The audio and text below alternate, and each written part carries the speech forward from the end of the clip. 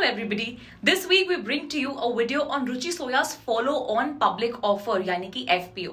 ये diversified fast moving consumer goods company यानी कि FMCG कंपनी 24 मार्च को अपना FPO लॉन्च करेगी. आइए जानते हैं कुछ डिटेल्स इस कंपनी के बारे में. Saddled with 12,000 crore debt and heavy losses, Ruchi Soya was grappling with bankruptcy proceedings in 2017. इसके चलते इस कंपनी को एक्वायर करने के लिए बिडर्स के बीच में एक प्रोलॉन्ग बैटल शुरू हुआ और 2019 में Ramdev owned Patanjali Ayurved emerged as a winner.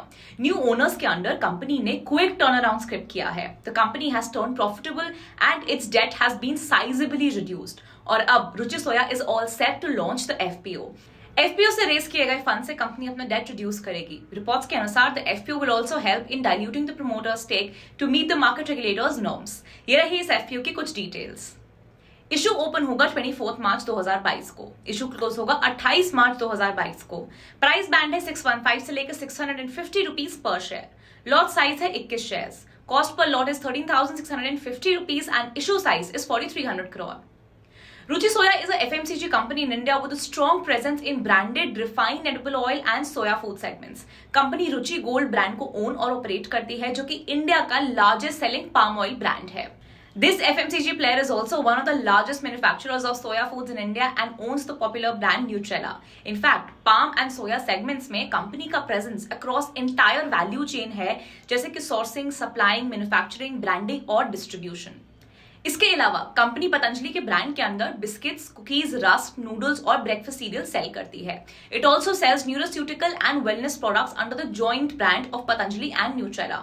Ruchi soya oleochemicals, edible soya flour, honey and atta, oil palm plantation और विंड पावर जैसे बिजनेस वर्टिकल्स में भी ऑपरेट करती है. चलिए अब एक नजर डालते हैं कंपनी के फाइनेंशियल परफॉर्मेंस पर. फाइनेंशियल ईयर 19 और फाइनेंशियल ईयर 21 के बीच में कंपनी का रेवेन्यू स्टेडीली बढ़ा है, लेकिन प्रॉफिट में शार्प स्विंग्स दिखाई दिए हैं.